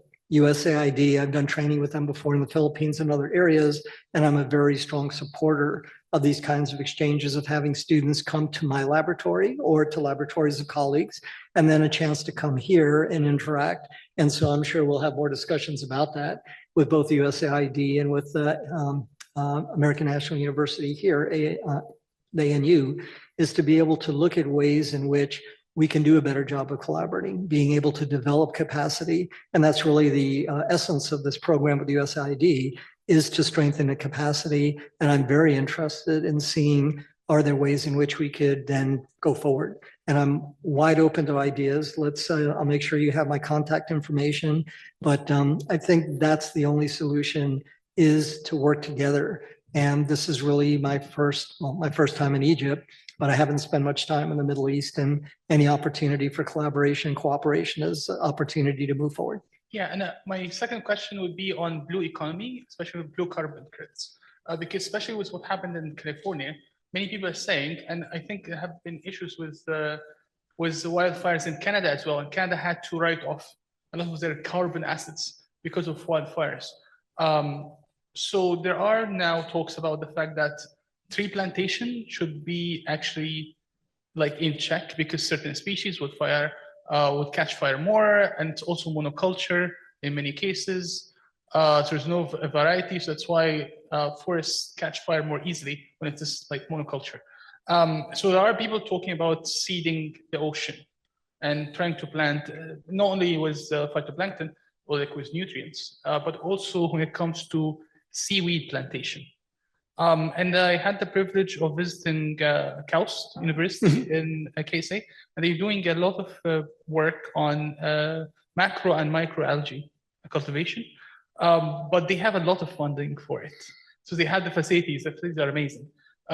So how do you see the possibilities for cultivating seaweed in global cells as a way to get income, but also helping the community, helping restore the ecosystems? I understand the whole seaweed discussion on comes to blue carbon. There's still a big issue with accreditation, getting them standardized. I think also Vera, there have been some requests to get the blue carbon credits being standardized and enabled so that there is more investment in blue carbon. So how do you see the future of that? Thank you. Yes, so the blue carbon issue is trying to bring together the economics and make these things feasible. I think this gets back to the issue between wanting to feel good and what you really want to do good. There have been some projects that have been considered, like putting a lot of iron particles in the ocean because that stimulates algal growth, but nobody has taken a look at what the environmental consequences are of putting a lot of iron in the ocean. And so that's what I talked about, the unintended consequences. There's a term, and I don't know if you're familiar with it, but it's called subsidy harvesting. Yeah. And so a lot of companies are coming up when they see good intentions of funding projects that can attack climate change, they look at it as a way of making quick money. That we have this great project, it's going to solve the world's problems. I'm a little bit more pedestrian on that as well. You know, we look at certain sectors that really contribute to global climate change and greenhouse gases. For example, the cement industry, concrete industry development, that produces a lot of CO2 because that's the chemical reaction with concrete. The good news is that a number of universities have found a new formulation for concrete that actually sequesters CO2. That's where I think a lot of the future will be, is in carbon sequestration, because we're past the point that even if we didn't put another kilogram of CO2 into the atmosphere, that inertia from where we are with ocean heating is going to be a problem for decades to come. So we need to start removing what's there. And this was a classic example that with the Fukushima disaster, I got a chance to go to Fukushima with the Pacific Island leaders. And I lived on an atoll where there was nuclear testing. And what I saw at Fukushima scared me even worse than that. There should have built a seawall to be able to withstand a 15-meter, 45-foot tsunami, and they didn't. They need to pour a lot of concrete to build a seawall up. They have an underground ice barrier to keep groundwater from getting into the reactors that are in meltdown. They have to replace that ice barrier with concrete. And then they have thousands of bags of radioactive soil just sitting there. And the next typhoon or hurricane is going to push it all into the ocean. So we did a calculation. They're talking about releasing this water for the next 30 to 40 years. And you have those tuna that are 30 to 40 years old, and that's a bad combination. So we did a calculation. If they put that water into making concrete to build the wall, to replace the ice barrier, and to put bunkers for the radioactive soil, they would use up that water in 7 years. And if they use the new formulation, they would sequester carbon to get them to meet the goals of the Kyoto Protocol. So, I mean, it's kind of ironic in a way to tell the Japanese government, by the way, if you wanted to meet the Kyoto Protocol numbers, you can do it with Fukushima by using it's a little bit more costly to make concrete that way. But you talked about development along the Red Sea, that things like development is going to occur. Concrete should be used there. And that's what I always look at. Challenges are opportunities. But the opportunities we take, the cure should not be worse than the disease. And that's what worries me about some of the blue carbon, is what we call subsidy harvesting. Business entrepreneurs know they can make a lot of money by proposing projects that will give them a lot of money, and they know they will fail. We know they will fail, but it makes people feel good to say, we're doing carbon offset. That's why we need to look at effective solutions. When I said three things: effective, economically feasible, culturally acceptable, effective is number one. And a number of the things that I've seen proposed, and I'm not an engineer, but that's why interdisciplinary works, and your comments about COP and others is real. There are very good researchers, engineers, technologists that are working on that. And the new stuff that's coming up on carbon sequestration that is safe and makes sense, like these new formulations for concrete, can actually do a world of good. So those are the ones we look at as do no harm precautionary principle. Go with the ones that have the biggest, what we call bang for the buck, that will succeed, but also be experimental. And maybe it's a scale. Try a few of these things and see if you can scale them up again.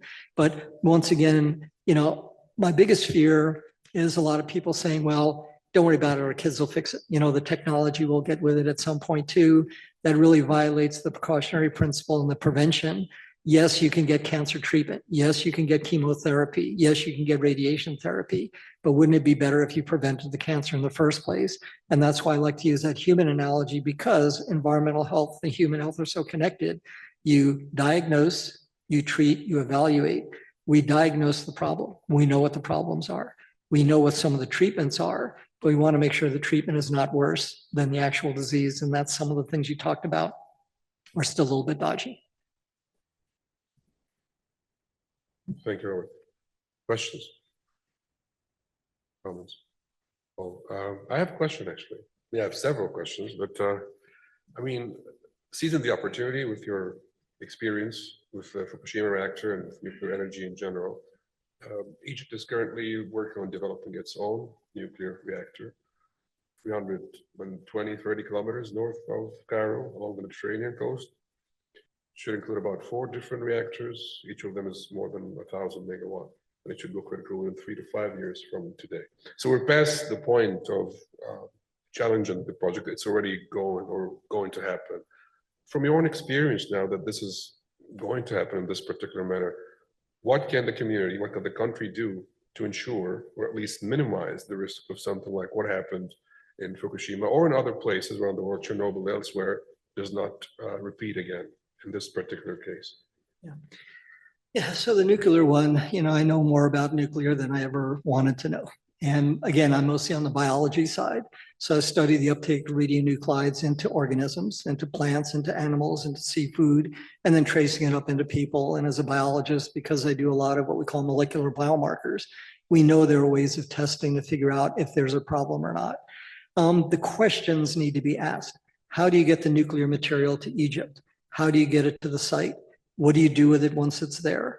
How do you clean it up once something happens? The scenarios of what do you do when something goes wrong. A lot of these people that are saying it's going to take 3 to 5 years, there has never been a nuclear power plant that's taken less than 22 years to go into production. If you look at the electrical demand today and you add artificial intelligence, AI, if you use ChatGPT to be able GPT to do a single email, that requires about 4 bottles of water for cooling and enough electricity to power a house for 4 hours, just for one email. So we know the biggest draws of electric power only increasing: artificial intelligence, AI, and cryptocurrency mining. Cryptocurrency mining requires entire banks of computers that use up a ton of energy.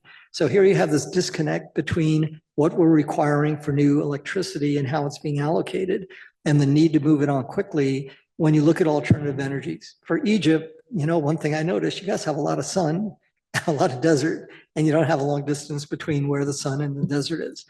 One of the economic experts from Stanford University did a breakdown of what it costs to actually develop a nuclear plant compared to the alternative energy sources, and it wasn't even close. He showed that every one of the ones that's on the books right now economically makes no sense whatsoever. And then one of the people at the symposium, I was there as a biologist, was an ex-military admiral. And he said, these are like the ultimate targets for anybody who wants to raise a security issue. All you need to do is find a nuclear power plant and be able to blow it up. And then you've got the biggest dirty bomb you ever have. So I'm not a security expert. I'm not an engineer. I don't do the others, but I am a scientist who knows how to ask the right questions. And the questions are, how long is it going to take? What are you going to do with the waste? How are you going to get the radionuclides there? How are you going to protect them? What are you going to do if you put it by the ocean when you have an accident? And how do you avoid Fukushima? Fukushima was classic, what we call pseudo-replication. They said, we have backup generators, we have backup communication. If anything happens to the reactors and the cooling, everything's going to be fine. No, because any tsunami that took out the reactors would take out their backup generators and their communication. Some of you may be familiar with the space shuttle, the Challenger disaster, a space shuttle that blew up. They said they had 14 O-rings, so they had 14 backups. No, they only had one backup, because the reason why the Challenger disaster occurred, it was cold on that day, and all of the O-rings shrunk. So it didn't matter if they had 30 O-rings, all of them would shrink because of the temperature. So there was no backup. The same single item of cooler temperatures affected all of their backups the same. And these are the things about nuclear power, is when people say, okay, so where is your redundancy? Where is your backup? Where's your protection? If they don't have backup cooling, which is what happened at Fukushima and what happened at Chernobyl, and there is an incident, who's going to be affected? How are you going to clean it up? And if you look at the cost involved in that compared to the cost of alternate energy, that's where you need the economists and the engineers to come in. So again, I'm not an economist or an engineer, but when I've listened to people, and there's a lot of good information on the web, the industry is pushing, obviously, with a lot of misinformation. I just got some new ones from Japan about all the data that they censored and all the information that they're not releasing. And the International Atomic Energy Agency is part of the United Nations. But the work that I see them doing right now is totally inappropriate and is not answering the fundamental questions that need to be addressed. And I had a head-to-head go with the head of the International Atomic Energy Agency. He has a master's and he has a PhD. To your point, his master's is in history and his PhD is in international relations. And when I started questioning him about the science, what about the physics? What about the biology? What about the chemistry? He doesn't know, but he has a bunch of scientists. I said, are you listening to your scientists? He says, well, I'm the director and I get to choose. I said, so your background is history and international relations. How do you know technologically what's going on? He didn't want to answer that question. He was in front of one of the worst experiments I've ever seen. I don't like to use the term often, but I do. It's called garbage science. Science is being proposed as total garbage. And he's in front of it saying the science is impeccable. And as a scientist, I find that totally disturbing. So that's the politics and the political will. In answer to your question, I think it's the people of Egypt that need to ask the government for accountability. What's the permitting? What's the transport? What's the backup plan? What's the security? And what happens under these various scenarios? What's the cost? What's the time? And what about alternatives? And again, I'm not anti-nuclear, but if they can't answer those questions in an appropriate manner, then I would say you shouldn't do it until you can.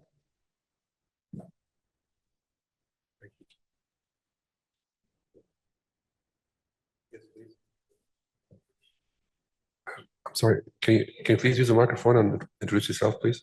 You mentioned pollution everywhere. Is there a plan to save the universe? I have my plans to save the universe, but nobody seems to listen. But yeah, pollution is something that is universal. When we talk about pollution, climate change, these are existential threats. I mean, they are really overwhelming. However, there are solutions for every problem. There are a variety of solutions. And again, it's trying to find the right ones. The good news, again, are these data are being incorporated into regulations within various agencies. A lot of it comes down to the economics, that if you can educate the consumer has the most power of any group. And that gets to the idea of enforcement versus compliance. I have a colleague that works for a fisheries agency, and sometimes they arrest an illegal fishing boat and they jail the captain or they do something. I say, do you consider that a success? He said, no, I consider it a failure. If we did the right thing, success would be that the problem never occurred in the first place. This is like pollution. The way that you solve pollution is you hope you don't have to go to regulations and lawsuits by getting compliance with sound policies that limit the kinds of toxicants that are getting into the environment, into us, and into other people. And there's a lot of things we can do just by consumer choice that don't require laws. And that's where educational opportunities like this matter. The fact that you know that is a good step. And you can make choices at the supermarket. And I went to a different supermarket the next day to find one that actually had paper bags for the bread and the other things.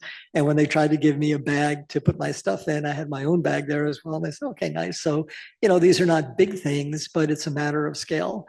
Pollution is a worldwide problem. The plastic industry is one of the big perpetrators. And if we demand options, and there's good alternatives to it as well, these things don't happen quickly, but you can do it through education, outreach, and community, and the consumer has tremendous power. If you just look at your bathrooms, you probably have more toxic chemicals in your shower and in your bathroom than I have in my toxicology lab. Look at your shampoo bottle of the parabens and the other things that are there. I simply use an organic soap for my shampoo in a bar and for my body. I don't buy anything in plastic. It's a bar in a paper wrapper. And so I'm one person. All of my students do that now. Every member of my family does it now. And it's going from there. And that's where we can get the kids wired up. As I said, kids are the ultimate vector for human disease, but they're also the best vector for teaching their parents and their families how to reduce pollution. And that's where I'll go to a kindergarten or a first grade class before I'll go to our legislature, because I know if I get the kids wired up, they'll do more damage than I can do with the legislators most of the time. Thank you. Great question. Well, on this, I believe, positive note, we can end. Thank you a lot, really, Bob, for a very insightful, educational, let's say, relevant discussion to, I think, a number of issues that that we're all thinking about and experiencing. Thank you also for spending more than 2 hours, very intensive and I would say grueling topic. It's not easy, intense, but also I think very, very important and meaningful for all of us. Thank you all for being with us today. Thank you.